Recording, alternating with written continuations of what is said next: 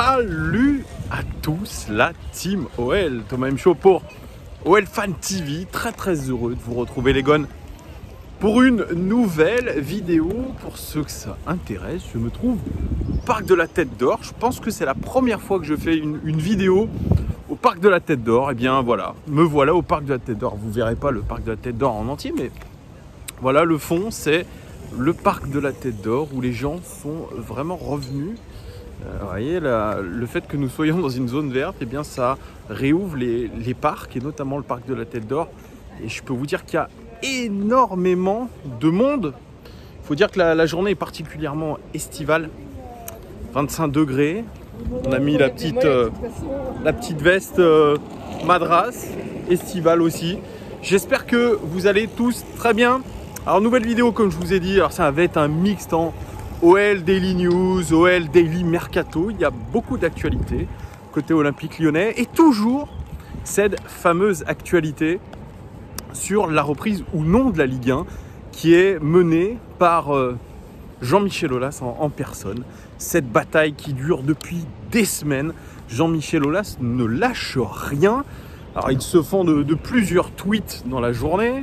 Pour ceux qui ont Twitter, vous pouvez être saoulé un petit peu comme moi par ces nombreux tweets. Ça devient extrêmement lassant. Et puis, il y a 2 jours, il a décidé de publier une lettre ouverte au Premier ministre et à la ministre des Sports, Roxana Maracineanu, un communiqué qui a été mis sur le site du club où il retrace, et ses collaborateurs, c'est plutôt ses collaborateurs qui retracent un petit peu eh bien, la chronologie de l'arrêt du championnat, et notamment avec ce point d'orgue le 28 avril, le Premier ministre Édouard Philippe qui dit devant l'Assemblée nationale que les saisons de sport professionnel, notamment le championnat de France de football, étaient arrêtées. Voilà, donc c'est une décision gouvernementale. Et Jean-Michel Aulas revient sur quelque chose d'intéressant. Il dit que le 3 août était une date indicative de la fin de tous les championnats pour l'UEFA. C'était une date indicative. Tous les championnats devaient être terminés au 3 août. C'était une date indicative, mais pas du tout une date arrêtée. Donc, on pouvait aller bien au-delà du 3 août. Et il cible très clairement dans ses propos, eh bien, Didier Quillot, qui travaille à la Ligue, vous le savez, directeur exécutif de la Ligue, et la directrice générale de la Fédération française de football, Florence Ardouin, qui les deux auraient participé aux réunions de l'UEFA. Je vous le rappelle, Florence Ardouin est membre du comité exécutif de l'UEFA. C'est surtout une femme hyper puissante. C'est la 3e femme la plus puissante dans le monde du sport en France. C'est pour vous dire. C'est quelqu'un qui a un très gros poste à la fédération. Quelqu'un qui a du caractère, quelqu'un qui ne lâche jamais rien, qui aime gagner des batailles. Elle est un petit peu comme Jean-Michel Aulas. Donc on a 2 personnalités qui s'affrontent. Jean-Michel Aulas qui, en gros, accuse Florence Ardouin et Didier Quillot d'avoir,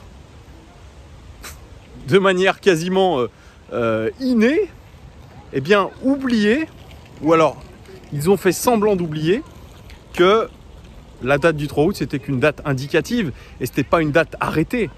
Donc voilà, c'est encore une fois Jean-Michel Aulas pointe du doigt 2 responsables, Quillot et Ardouin, pour avoir dissimulé un petit peu ou avoir fait semblant d'oublier que le 3 août, eh bien, ce n'était pas une date arrêtée, mais une date indicative, comme l'a rappelé Alexander Ceferin, le président de l'UEFA, dans une lettre à Jean-Michel Aulas. Florence Ardouin a évidemment répliqué et elle a dit que les propos de Jean-Michel Aulas étaient inappropriés puisque aucun protocole officiel de l'UEFA n'a encore été voté. Donc, en gros, Jean-Michel Aulas dit n'importe quoi. Bref, tout ça pour vous dire que de toute façon, ce qui fera redémarrer la Ligue 1, c'est une décision gouvernementale. Jean-Michel Aulas le sait et il a décidé un petit peu de coopter des sénateurs parce qu'il pense que ça va passer par les parlementaires. Il a coopté de manière un petit peu sous le bras des parlementaires, 4 sénateurs du Rhône notamment et un dont je ne me souviens plus le département, pour poser un amendement pour la reprise du championnat avec l'accord du conseil scientifique, bien sûr, et une tractation entre ce conseil scientifique et le gouvernement pour une reprise du championnat. Ça a très peu de chances d'aboutir, évidemment. Jean-Michel Aulas qui essaye de rallier un petit peu tous ses soutiens, et notamment un certain Raymond Domenech hier sur BFM TV qui s'est rangé du côté de Jean-Michel Aulas, alors qu'on sait que les relations entre l'ancien sélectionneur des Bleus, ancien entraîneur de l'Olympique Lyonnais, eh bien n'étaient pas au beau fixe ces dernières années. Et bien là, voilà, il s'est retrouvé rallié à la cause de Jean-Michel Aulas, Raymond Domenech. Donc vous voyez, on essaye par tous les moyens du côté de Jean-Michel Aulas de faire que le championnat reprenne. Ça, c'était pour l'actualité. Il va y avoir sûrement des rebondissements.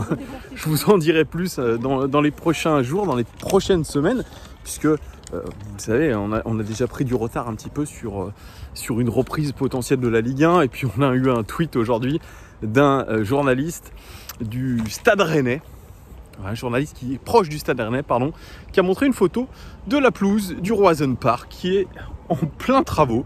Et donc, évidemment, les Rennais ne sont pas prêts à reprendre. Et oui, évidemment, ça profite tout ça, l'arrêt de la Ligue 1, eh bien, au président de Rennes, Nicolas Olvec. Ça profite au président de Nice, au président de Saint-Etienne, notamment au président de Marseille. Bref, voilà. On passe à un autre sujet aussi d'actualité. C'est l'officialisation de l'arrivée de Bruno Chéroux en tant que responsable du recrutement masculin et féminin à l'Olympique Lyonnais, et il sera entouré de Juninho et de Gérard Houllier dans sa tâche.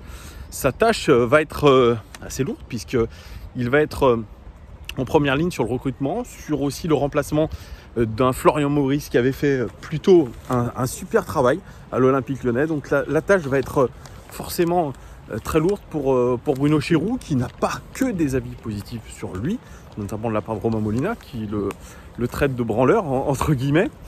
Mais moi, je jugerai sur pièce le travail de Bruno Chéroux. Pour l'instant, je lui laisse le bénéfice du doute. Je le laisse s'installer un petit peu à l'Olympique Lyonnais et voir un petit peu quelles vont être les prochaines recrues de l'Olympique Lyonnais. Maintenant, on passe au OL Daily Mercato. Vous le savez, je vous en avais parlé dans une précédente vidéo. Nous sommes intéressés par un joueur de Ligue 1, un joueur de l'OGC Nice, plutôt une star de l'OGC Nice, puisqu'il a fait, depuis qu'il est arrivé, il a quand même fait de très très belles prestations. Il s'agit de Willan Cyprien, le joueur de Nice, qui est on serait apparemment intéressé par ce joueur qui a une superbe expérience en Ligue 1 et une belle expérience en Ligue 2, puisqu'il a été formé du côté du RC Lens. Alors, cette saison, il a joué 24 matchs quand même, donc ça fait 1774 minutes de jeu, 8 buts marqués, 3 passes décisives, 87,6% de passes réussies, c'est plutôt pas mal, et noté à 7,06 sur 10 par whoscall.com, ce qui est plutôt une belle note, on va dire. C'est un joueur qui joue plutôt en sentinelle. Alors, quelles sont ses caractéristiques? Eh bien, c'est un joueur qui est très fort pour tirer les coups de pied arrêtés. Il est très fort sur les tirs de loin, très fort dans les passes, très fort dans les passes en profondeur et dans les passes clés. Ce sont les passes avant un tir. Par contre, il est un peu moins bon sur la contribution défensive un petit peu de son équipe. C'est un joueur qui aime donner des ballons dans l'espace, qui aime tirer de loin, qui obtient souvent des fautes, puisqu'il a une qualité de dribble qui est très bonne. Et par contre, c'est quelqu'un qui ne va pas très souvent au sol pour tacler.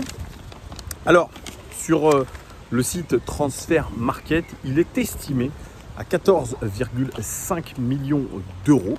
Mais l'OGC Nice en réclame 20. Un an de contrat, il lui reste, moi je trouve ça un petit peu cher. Alors, il est arrivé à Nice en 2016, en provenance de Lens, son club formateur. En mars 2017, événement important dans sa vie de footballeur, il se fait les croisés, victime des croisés. Résultat des comptes, 7 mois d'absence. En janvier 2018, lésion aux adducteurs. Et puis en mars 2020, 2 lésions musculaires de suite. Vous voyez que cette grosse blessure, eh bien, elle a fragilisé le joueur. Aujourd'hui, c'est vrai qu'il subit quand même beaucoup de rechutes au niveau des blessures. Et c'est ça qui est un petit peu ennuyeux. Sinon, il joue en tant que sentinelle dans un 4-3-3 à Nice. Il est clairement un sacré joueur box-to-box. Il est souvent situé au cœur du jeu et chargé de faire les premières relances pour orienter les attaques niçoises. Il est aussi capable de casser les lignes grâce à sa qualité de dribble. Il a été, il y a 2 saisons, l'un des meilleurs dribbleurs de Ligue 1. Il en faisait énormément de dribbles et il les réussissait. Donc ça, c'est intéressant, notamment quand vous êtes dans des phases de transition. Il l'a très bien fait avec Nice. Il a un peu ce rôle de regista. Si je devais le comparer à un joueur à petite échelle, hein, ça serait à Jorginho de Chelsea. Voilà, dans l'idée, c'est un peu ça. Sa frappe de balle, je vous l'ai dit, elle est très bonne, notamment sur coup de pied arrêté. Et ça manque à l'Olympique Lyonnais. Un vrai tireur de coup franc et on pourra en profiter. Il est capable aussi de trouver de sacrés angles de frappe, hein. Angle de tir, angle de frappe. Il arrive à se mettre en position de tir très rapidement. Ça aussi, c'est intéressant. Autre qualité, c'est quelqu'un qui se décrit comme un guerrier. Il a un très gros mental. C'est comme ça qu'on le décrivait un petit peu du côté de Lens. C'est quelqu'un qui se veut être un leader. Il dit que quand l'équipe est menée, cela le surmotive et il aime, selon ses mots, se sortir les tripes. Ça, c'est une vraie qualité. Vous le savez, dans notre équipe, on manque clairement de leader.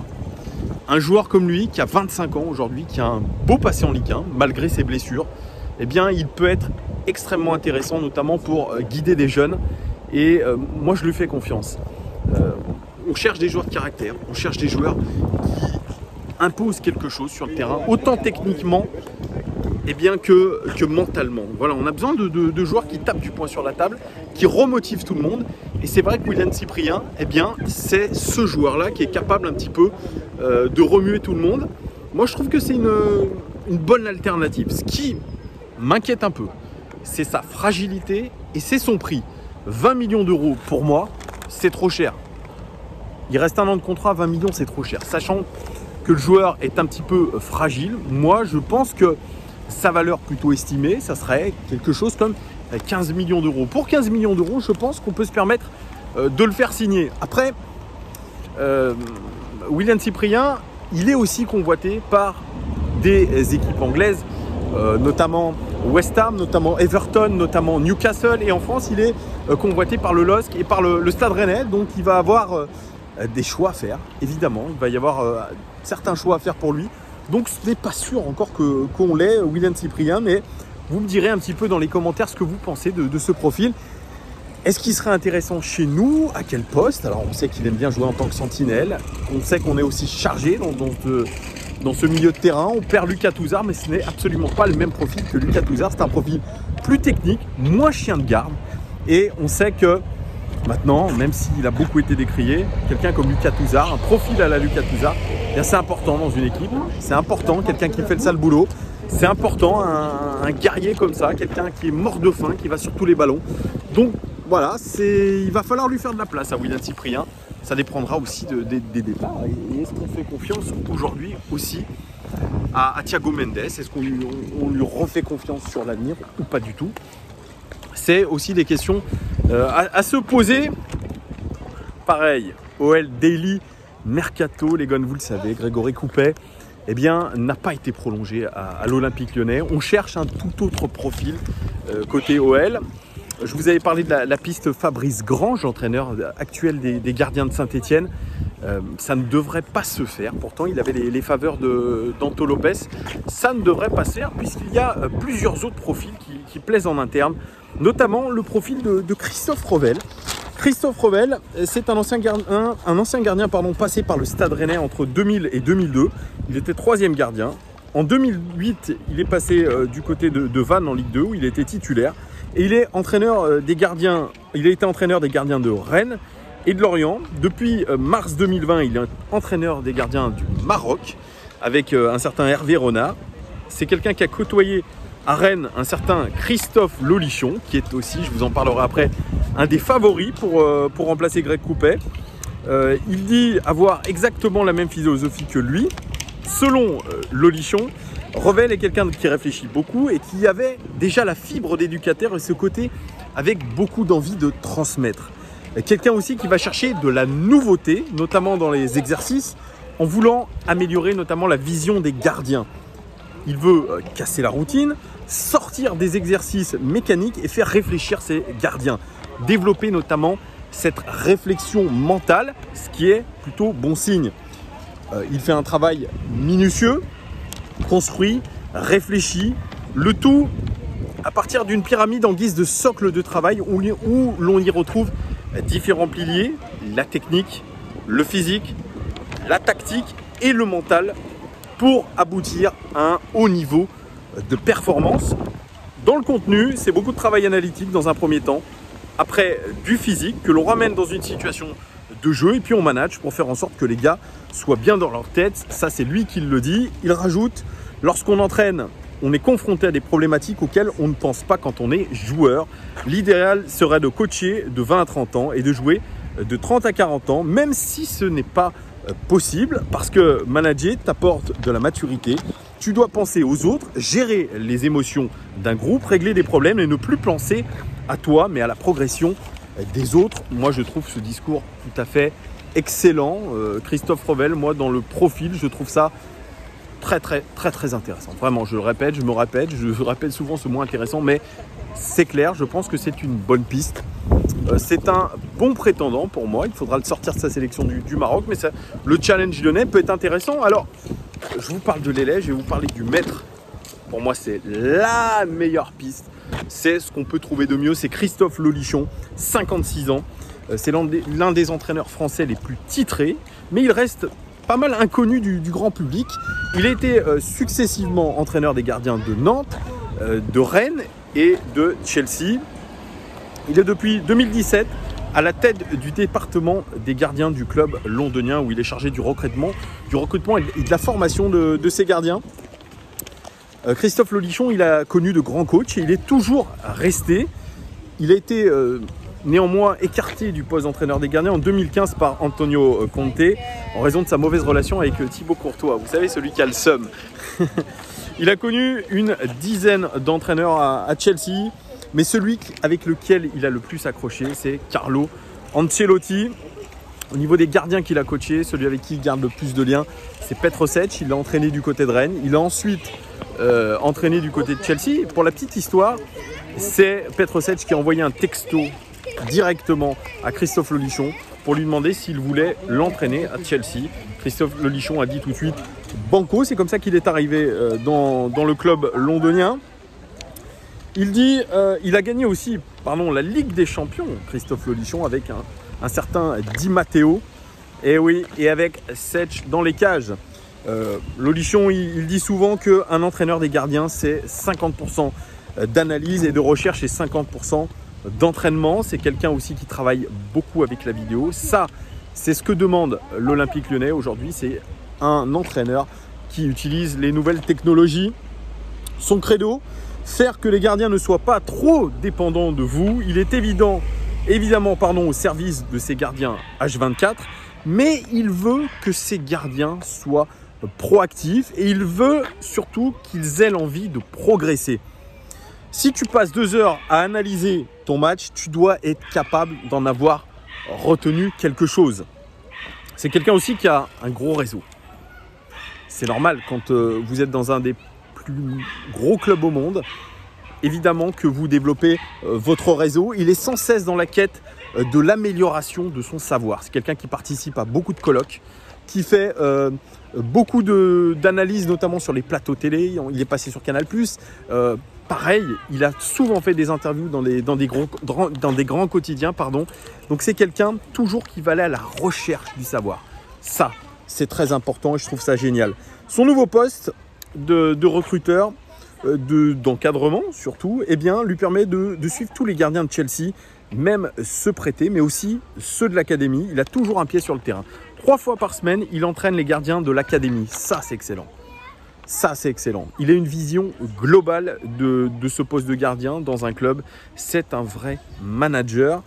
C'est ce qu'on n'a pas à l'Olympique Lyonnais. C'est ce qu'on n'avait pas avec Greg Coupet. Et c'est peut-être aujourd'hui ce que recherche le club. Alors, il parle souvent de l'évolution du poste de gardien, qui n'est plus aujourd'hui un stop shooter, mais plus quelqu'un qui joue près de sa ligne, mais quelqu'un qui doit influencer l'adversaire, qui doit être dans la gestion de la profondeur, qui doit être dans la gestion notamment dans la profondeur dans le dos des défenseurs, qui doit influencer ses partenaires par sa communication et qui doit surtout être dans l'analyse permanente du jeu. Parce que il est en vision, il est face au jeu et doit être dans une anticipation permanente. Toujours voir ce qu'il va se passer au moment où son équipe va perdre le ballon. Ça, c'est une qualité d'analyse aujourd'hui, peut-être, qui manque à Anto Lopez. Peut-être, je dis bien, qui peut être un axe d'amélioration pour lui. Il parle de son avenir, Christophe Lolichon. On peut me souhaiter d'avoir la volonté de continuer, de rechercher et d'avancer, de rester au plus haut niveau le plus longtemps possible parce que j'adore le haut niveau et la pression également, de créer un contexte dans lequel des jeunes gardiens pourront se former dans un environnement et une psychologie particulière. Ça m'intéresse de reprendre les bases pour travailler avec de jeunes talents. Cela peut être extrêmement intéressant pour l'avenir. J'adore. Tout simplement, c'est la meilleure piste qu'on puisse avoir aujourd'hui, Christophe Lolichon. L'expérience parle pour lui. C'est quelqu'un qui a une vision, c'est un vrai manager, c'est un professionnel du poste. Il a connu un club magnifique, un club légendaire, Chelsea, on peut dire ce qu'on veut. C'est un des plus grands clubs de football au monde. Il a connu une dizaine d'entraîneurs et des tacticiens et techniciens de prestige. Il a aujourd'hui, avec ce poste de responsable un petit peu des gardiens de Chelsea, il a un poste transversal, il a une vision globale et franchement, sa méthode, elle est top. Elle est top et elle apporterait vraiment une vraie plus-value aujourd'hui à l'Olympique Lyonnais. Est-ce qu'il va venir? Est-ce que c'est une piste probable? Je ne pense pas. C'est aujourd'hui, pour Christophe Lolichon, partir de Chelsea, bien, ça serait pour aller au-dessus. Revenir en France à l'Olympique Lyonnais où le contexte sportif est très incertain, c'est prendre un risque. On sait que la plupart du staff de l'Olympique Lyonnais est en fin de contrat en 2021. Probablement qu'on se réserve la possibilité de changer le staff. Arriver aujourd'hui dans ce contexte-là pour Lolichon, ça serait compliqué, ça serait dur, ça serait pas forcément un signe de progression, surtout s'il n'y a pas de Coupe d'Europe. Après, on peut se dire que Lolichon arriverait dans un cadre où il n'y a pas de Coupe d'Europe, mais où il faudrait retrouver les sommets et faire progresser surtout les gardiens, que ce soit Anto Lopez, puisqu'il y a des axes d'amélioration chez Anto Lopez, même si je le trouve excellent. On sait que son jeu au pied, sa relance n'est pas très bonne. Peut-être que aussi travailler sur le facteur mental, ça peut être intéressant. La boulette qu'il a faite notamment contre le Benfica. Peut-être qu'en travaillant sur la vision du jeu, peut-être sur la gestion émotionnelle, elle peut lui permettre de passer un cap. Ça serait la même chose pour Anto Rasiopi qui a apparemment un grand avenir et lui aussi pourrait potentiellement devenir numéro 2 si Tatarusanu venait à partir. Et c'est un jeune d'avenir, donc Lolichon pourrait le développer. Ça pourrait être aussi un vrai challenge pour lui. Peut-être aussi de faire un audit général un petit peu de ce qui se passe à l'académie au niveau des gardiens. Ça pourrait être quelque chose de sympa. Donc moi, je trouve que cette piste-là qui mène à Lolichon, elle est excellente. Voilà. Je ne sais pas si ça va se faire. J'ai un peu du mal à croire que ça va se faire, mais ne sait-on jamais. On a deux pistes avec Revel et Lolichon qui sont excellentes. Parce que la troisième, c'est Rémi Vercoutre. Je ne suis pas vraiment convaincu par Rémi Vercoutre qui est parti du côté de l'Impact Montréal en 2018 en suivant Joël Batz, en suivant Rémi Garde. Rémi Garde a été viré de l'Impact Montréal. Il est resté avec Thierry Henry. Voilà. Je ne pense pas qu'il revienne à Lyon, où il a fait souvent banquette. Et je ne pense pas aujourd'hui qu'il ait la légitimité pour prétendre à entraîner nos gardiens. Il nous faut aujourd'hui de l'expérience, il faut du professionnalisme, il faut une vision des choses. Il faut un manager. Voilà, un vrai manager qui s'occupe vraiment globalement du mental, qui s'occupe de la philosophie un petit peu de nos gardiens. Voilà, donc je ne suis pas pour la piste Vercoutre. Voilà, dites-moi vous les gars, ce que vous pensez un petit peu de ces pistes Lolichon, Revel, lequel vous intéresserait le plus. Parlez-moi aussi de Jean-Michel Aulas, ce fameux amendement. Est-ce que vous croyez toujours à une reprise potentielle de la Ligue 1? Voilà les gars, 25 minutes que je vous parle bientôt. C'était un peu long, mais il y avait beaucoup de sujets d'actualité. J'espère que je n'ai pas été trop pénible dans la vidéo. Mais vous avez pu voir quand même le parc de la Tête d'Or. Il y a les animaux qui sont juste derrière là-bas. Très cool. Si vous n'êtes jamais venu à Lyon, venez au parc de la Tête d'Or. C'est vraiment excellent, vraiment, c'est reposant. C'est quand même rare d'avoir une sorte de Central Park comme ça dans une grande ville. Voilà, c'est revivifiant et ça fait plaisir. Voilà les gones, j'espère que vous passez un bon début de semaine, que vous êtes au top. Merci en tout cas de votre soutien. Merci de vos abonnements, vos likes, tout ça, vos commentaires. C'est top. On se dit rendez-vous très bientôt puisque l'actualité ne s'arrête jamais à l'Olympique Lyonnais. C'est une formidable aventure. À bientôt les gones. Ciao!